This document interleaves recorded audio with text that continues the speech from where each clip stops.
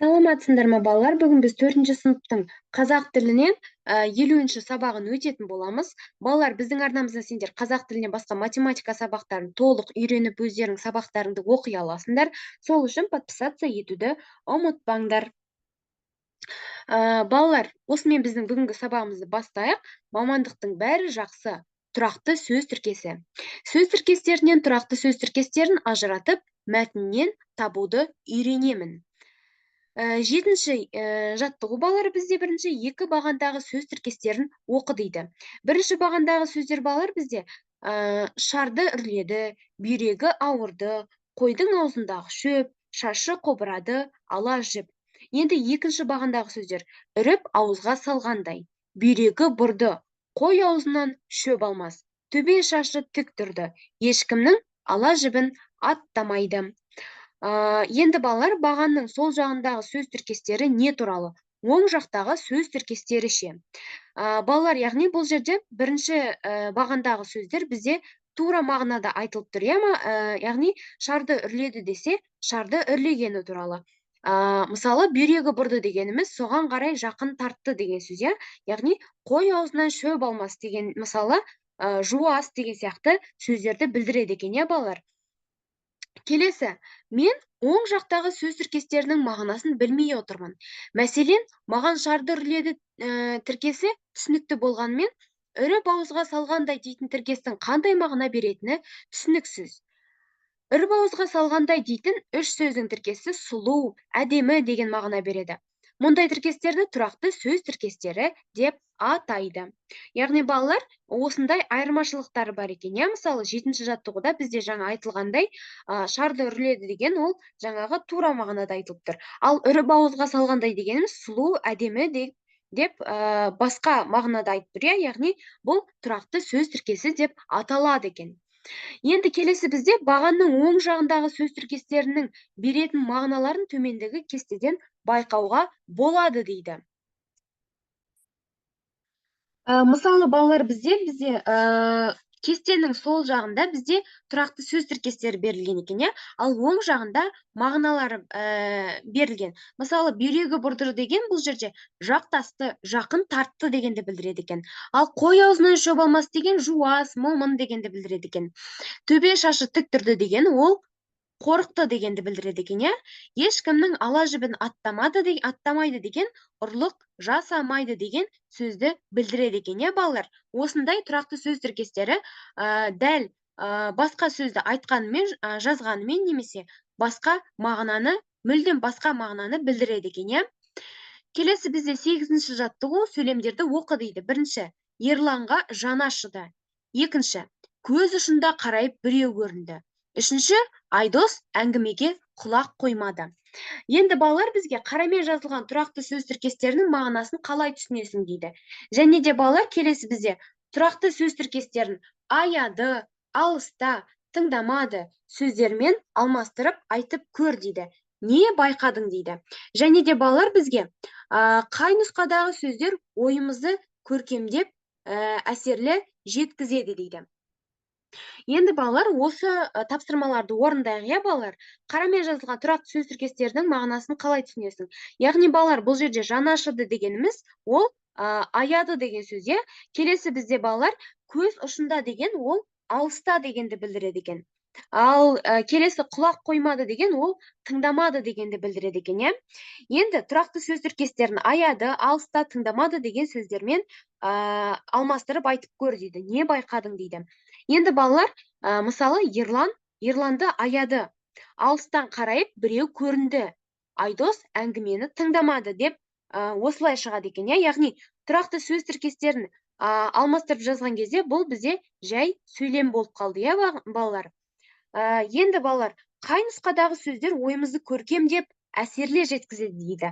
Бұл жерде балалар, егер біз сөйлемдерді тұрақты сөз тіркестерімен айтсақ, олар ойымызды көркемдеп әсерлі жеткізеді екен, Ал енді екінші нұсқада балалар, мысалы, Ерланды аяды десек, жай сөйлем ғана болып тұр, Ал Ерланға жаны ашыды дейтін болсақ, бізде көркем, әдеби түрде айтылып тұр, балалар.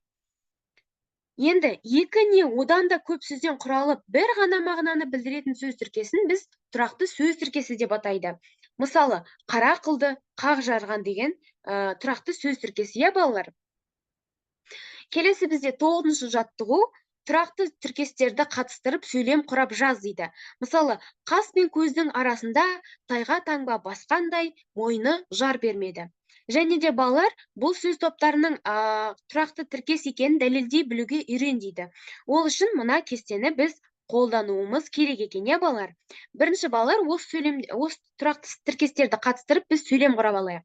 Бірінші бізде балалар ол жазғы демалыс қас пен көздің арасында зымырап өте шықты. Келесі, Аружан қазақ тілінің ережелерін арнайы дәптерге тайға таңба басқандай ұқыпты етіп жазып жүреді. Келесі, жалқау адам бір істі бастайын десе, мойны жар бермей, ақыры барлығын ертеңге қалдырады. Осындай балалар сөйлемдер құрасақ болады. Енді балалар, кесте бойынша осы сөздердің біз тұрақты тіркес екенін дәлелдеуіміз керек. Қас пен көздің арасында тайға таңба басқандай мойны жар бермеді деген сөздер тұрақты тіркестер. Өйткені олар бірнеше сөздердің тіркесі арқылы жасалып, бір ғана тез, анық, жалқаулану деген мағыналарды білдіріп тұр. Ойды әсерлі, көркем жеткізуге көмектесіп тұр. Осылай балалар біз дәлелдедік, иә? Енді келесі бізде 10-шы жаттығу берілген тұрақты тіркестердің мағынасын түсіндір дейді. Тұрақты тіркестерді белгілі бір мамандықпен байланыстырып, монолог құрастырып жаз дейді. Мысалы, ат басындай, көзді ашып жұмғанша, қара қылды, қақ жарған, құлақ салды деген тұрақты тіркестер берілген екен, иә? Енді ат басындай дегеніміз бізде үлкен дегенді білдіреді екен. Көзді ашып жұмғанша лезде, қара қылды, қақ жарған мәселені тез шешу. Құлақ салды, бізде тыңдады деген мағыналарды білдіреді екен, иә? Енді балалар бізге монолог құрап жазу керек, иә? Осы тұрақты тіркестерді қатыстыра отырып. Мысалы, бүгінгі күні археологтардың жұмысы өте қиын. Бірақ інім археолог болғысы келетінін айтты. Біз археологтардың жұмысы қандай болатынын құлақ салып біліп алдық. Археологтар аптап ыстықта ат басындай алтынды да, көне жәдігерлерді де іздеп табады екен. Археолог болу үшін ізденуге құштар, төзімді, қара қылды қақ жаратын, сенімді және білімді болу керек. Мен інімнің мықты археолог маманы болып шығатынына сенімдімін. Яғни балалар, бұл жерде біз археолог мамандығына байланысты монолог құрадық, иә балалар? Және де бұл жерде біз тұрақты тіркестерді қолдандық. Келесі бізде балалар 11-ші жаттығу шығармашылық үзіліс екен. Суреттерге қарап тұрақты сөз тіркестерін тап дейді. Яғни бұл жерде төбе ашып жұмғанша. Яғни осылай берілген екен, ары қарай өзіміз жалғастырып жазуымыз керек. Енді тапқан сөз тіркестеріңді жазып, жанына бір сөзбен баламасын көрсет дейді. Мысалы, үлгі берілген екен. Тайға таңба басқандай деген анық, айқын дегенді білдіреді екен. Мысалы, бізде біріншіде балалар төбе шашы тік тұрды деген тұрақты тіркес екен, иә? Ол бізде шошыды, қорықты деген мағынаны білдіреді екен. Екінші бізде көзді ашып жұмғанша деген тұрақты тіркес екен. Ол бізде лезде, тез деген мағынаны білдіреді екен, иә балалар? Келесі бізде 12-ші жаттығу керісінше сөз жұмбақ. Сөз жұмбақтағы сөздерге сәйкес тұрақты сөз тіркестерін тауып жаз дейді. Яғни көлденеңінен тігінен деп берілген екен.